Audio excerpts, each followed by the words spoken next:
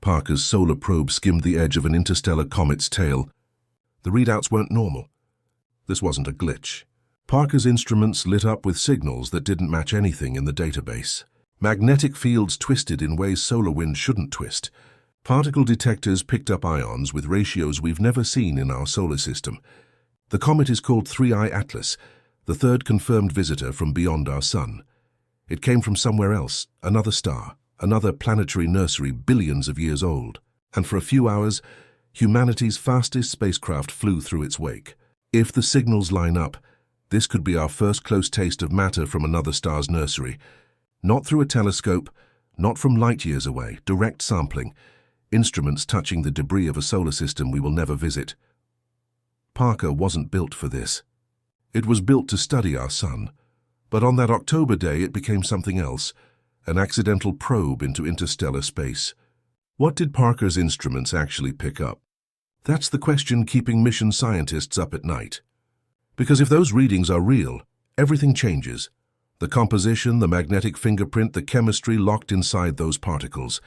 We're about to break down what happened in that tail and why it might rewrite what we thought comets could be.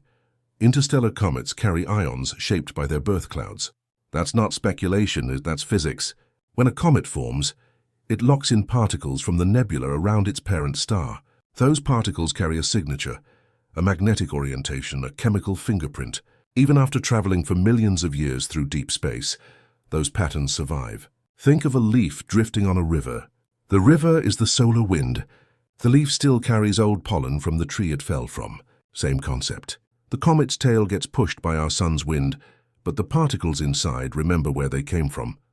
Parker's Fields instrument measures magnetic fields at millions of samples per second. It's built to track how the sun's magnetism behaves. But when it crossed 3I Atlas's tail, scientists weren't just looking for solar wind patterns. They were hunting for something older, a twist, a misalignment, a magnetic field orientation that doesn't match the local environment at all. If Fields caught that, it would mean one thing: memory. A magnetic fossil from another star's cradle, locked inside the tail of a visitor we will never see again. That idea should thrill you. It means Parker touched a story older than our sun, older than Earth. A fragment of a system that built its own planets in its own way. And we might have the data to prove it. SWEEP can taste ions in the wind.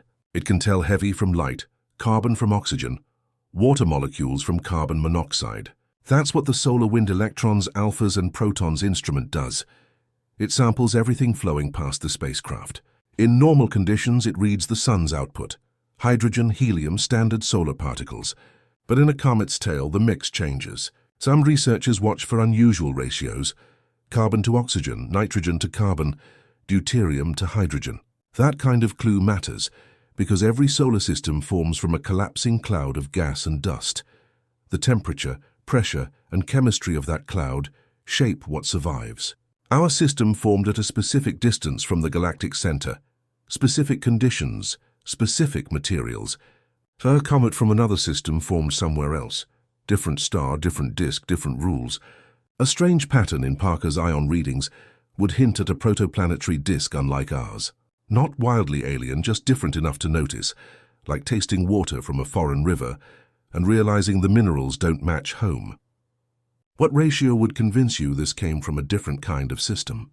If Parker sees out-of-family ion patterns, we get a direct sample of another system's building blocks.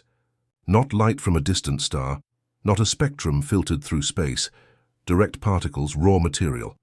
That raises a big question. How many ways can solar systems form?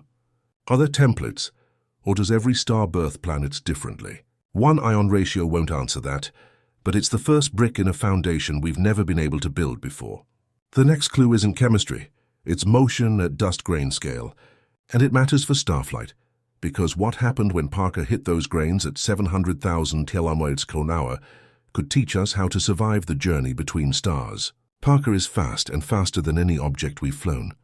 At peak velocity, it hits 700,000 km/h. That's not a casual number. That's a spacecraft moving so quickly that time itself shifts slightly compared to Earth. When you're moving that fast, dust isn't just dust anymore. A grain the size of a sand particle becomes a bullet. A speck smaller than a human hair becomes a micrometeorite, traveling at tens of kilometers per second, relative to the spacecraft. When those grains hit, they don't bounce off. They vaporize instantly. The impact creates a tiny explosion of plasma. Electrons and ions burst outward in a flash. Parker's Fields instrument can sense the electric pop, a spike in the data, a brief disturbance in the electromagnetic field around the hull. The spacecraft logs it, records the signature, moves on. But that blip is data, real data on how craft survive deep space at interstellar speeds. This helps design shields for future interstellar probes, missions like Breakthrough Starshot, concepts for laser-pushed light sails aimed at Alpha Centauri decades from now. Those missions will hit dust clouds at a fraction of light speed. Engineers need to know what happens, how plasma forms, how hulls respond, whether electronics survive the cascade. Parker just gave them a test case. Not at light speed, but fast enough to matter. This is not just a comet story. It's a blueprint for the ships we haven't built yet. In a small flash of plasma, you can glimpse the future of star travel. The violence of it, the engineering required, the reality that space between stars is not empty. It's filled with debris. And if we're going to cross it, we need to learn how interstellar debris meets the sun's outflow. It is a push and a bend. The solar wind doesn't stop at Mars. It extends outward in a bubble called the heliosphere. That bubble protects us from galactic cosmic rays, high-energy particles streaming through the Milky Way. When something from outside enters that bubble, it interacts. The wind pushes against it, shapes it, sometimes deflects it. If Parker saw the wind bend more than expected during the tail crossing, that tests our shield, the heliosphere itself. How strong is it really? How well does it repel foreign material? Does interstellar dust penetrate easier than we thought? These aren't abstract questions. They matter for radiation exposure, for spacecraft electronics, for human missions beyond the moon. The next part sounds technical. It isn't. It's a weather report for the space around us. And the forecast just got a visitor from out of town. The sun blows a bubble. We live inside it. That bubble is the heliosphere, a region where the sun's magnetic field and particle wind dominate. It stretches past Pluto, past the Voyager probes, out to where the pressure of interstellar space finally pushes back. Inside that bubble, conditions are relatively stable. The solar wind flows outward. Magnetic field lines spiral. Charged particles follow predictable paths. An interstellar tail is a draft of different air meeting our wind. 3I Atlas brought particles shaped by another environment. Different magnetic orientation, different chemistry, different pressure history. When that tail entered the heliosphere and approached the sun, it met resistance. The solar wind tried to push it back, compress it, reshape it. If the tail slowed or turned the wind, Parker would see it. Fields would register a shift. Sweep would detect unusual turbulence. The magnetic field lines wouldn't look normal. That kind of disturbance matters for radiation risks, for astronauts, for satellites, for the next crew leaving Earth orbit. The heliosphere shields us from cosmic rays. But if interstellar material can disrupt the wind, it means our shield isn't a solid wall. It's more like a screen, permeable. A visitor's breath changed our local breeze. That should give you chills because it means the boundary between our system and the galaxy isn't as sharp as we thought. It means we're constantly exchanging material with deep space. And if that exchange accelerates, the radiation environment around Earth changes, not catastrophically but measurably. That's the kind of data Parker wasn't designed to collect, but it might have. Anyway, isotopes are the same element with different weight. Take hydrogen, the lightest element. Normally it's one proton, one electron, simple. But sometimes hydrogen carries an extra neutron.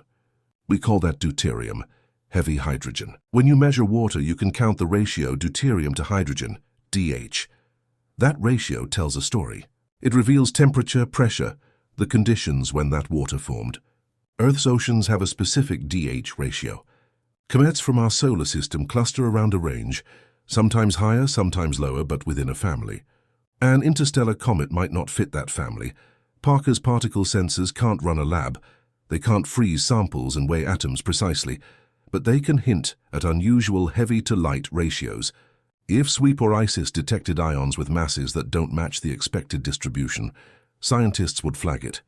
Compare it to known comets. Check if it falls outside the pattern. A different ratio would mean water from a different recipe, a different sun story. It would mean 3I Atlas formed in a colder region or a hotter one, or near a star with different metallicity, different building blocks entirely.